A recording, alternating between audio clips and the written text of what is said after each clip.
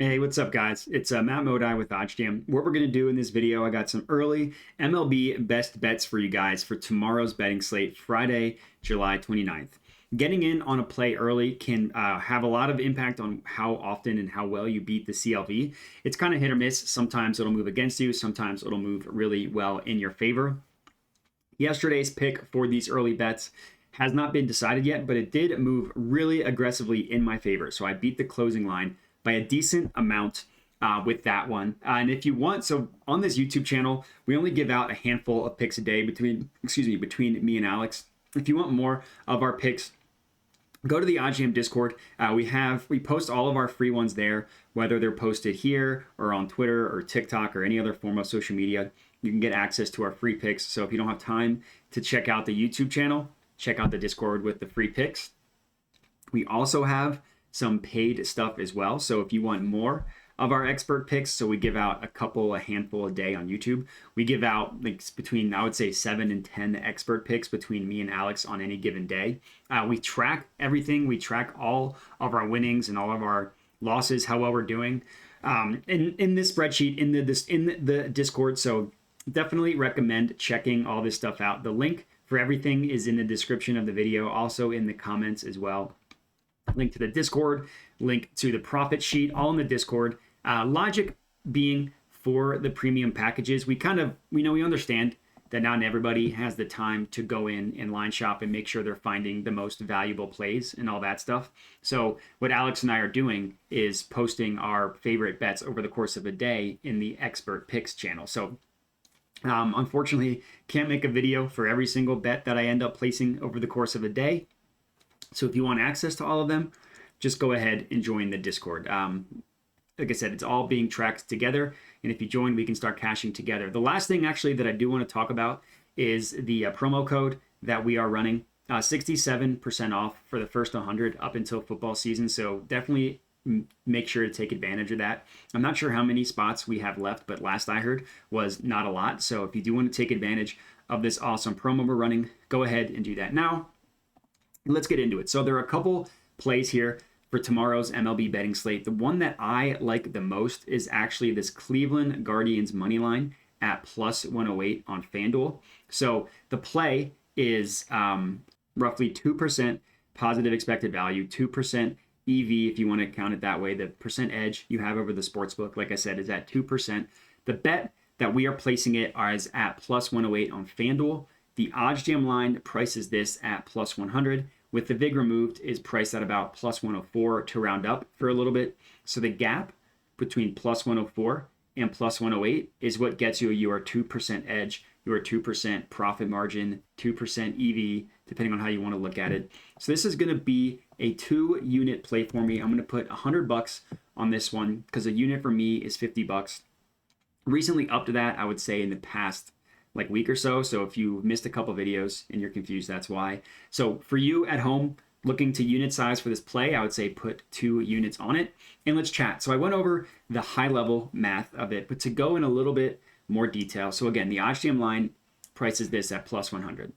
The OddsJam line, this line you see here, anywhere in which you see OddsJam line, it's pulled from the most accurate sportsbook in the world in terms of pricing odds, the sharpest sportsbook in the world of making odds, pricing lines, setting markets, all that stuff. So these lines here are going to be viewed as quote unquote the true line. But before you can do anything, what's really important is to remove the VIG.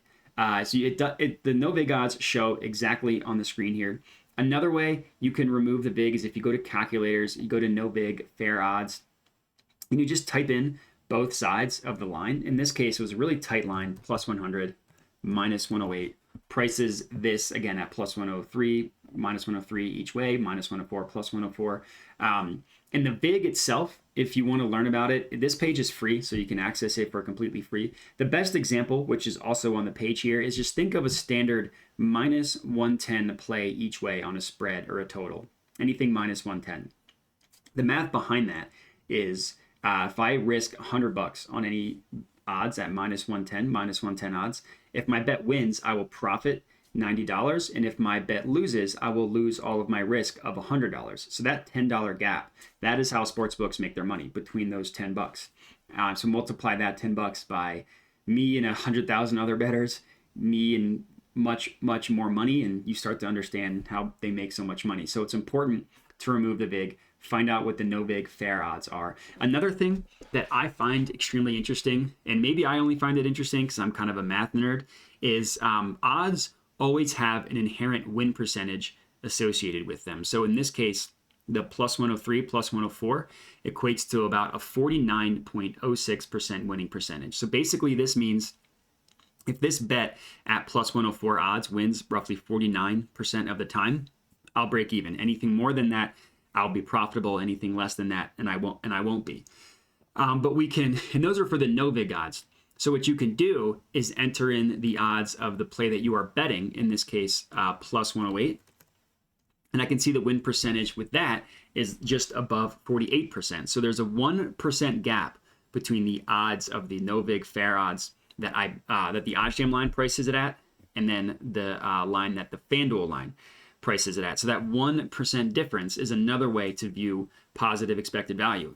Basically, if you're just thinking about it from just a math and probability and statistics perspective, we are betting on a play that only needs that we think is going to hit 49% of the time. We think that if this Guardians Rays game is played 100 times, the Guardians will win 49 times. But the odds that we're placing it at only has a win percentage of 48%. So the Guardians only actually need to win 48% in order for us to break even. So that gap, that 1% gap in this case, is positive expected value and where we are getting our profit from. And that's also, again, the 2%. So it's really important to kind of understand the math behind stuff. The 2% can also be viewed as your profit margin.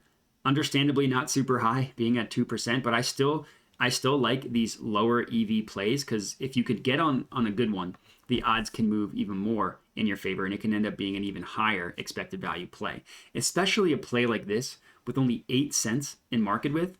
Market width is something I haven't mentioned yet. It's a way in which we can measure confidence in what the OddsJam line is pricing their odds at. And this one being at 8 is a super tight market. The logic being, the closer these two numbers are together, the more confident in what OddsJam has their pricing at. So this case being 8, really anything that is 25 and below is within range of something that I target. Anything that is 15 and below is a really tight market, and this one being at 8 is just insane.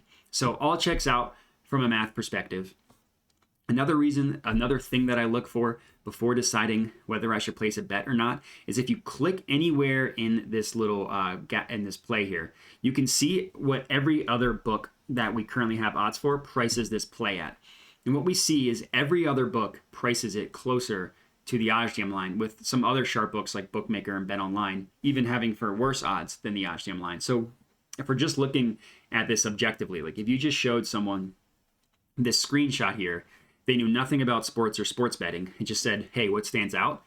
This plus 108 stands out. It's the best odds, and no other book is giving you higher odds than plus 100. So either FanDuel is the smartest sportsbook in the world and all the other ones are wrong, or the most likely scenario is that FanDuel has this mispriced at plus 108, and this is something that we should take advantage of, which is exactly what I did at plus 108 odds. So all in all, from a math perspective, from a discrepancy perspective, everything checks out. I do like to do a little bit of handicapping, not a ton by any means. I'm not an expert handicapper, and I don't really go into much detail on these videos. I just like to look at the pitching matchup, the home road splits, stuff like that. What I will say is that for handicapping reasons, I can understand why the Rays are favored. A, they're at home where they perform better, 31-18 at home. B, they have a really good pitcher on the mound, Jeffrey Springs, but so does Cleveland. Cleveland has Shane Bieber on it, and the odds factor in all this stuff as well.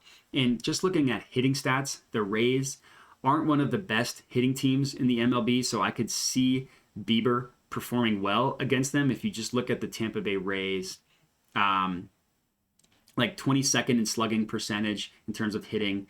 In OPS, they are 22nd as well. So a bunch of, none of those stats are the perfect one, but if you kind of look at them all together in a holistic view, you see a bottom third offense. In the Guardians, you see like number 8 in OPS. In slugging, they are also number 8.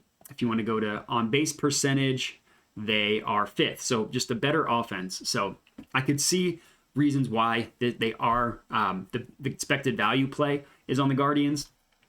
But for me, the most important thing is just looking at the math, looking at the other books, see where they're pricing it at. Let them do all the hard work for you, and you just kind of take advantage of it from there.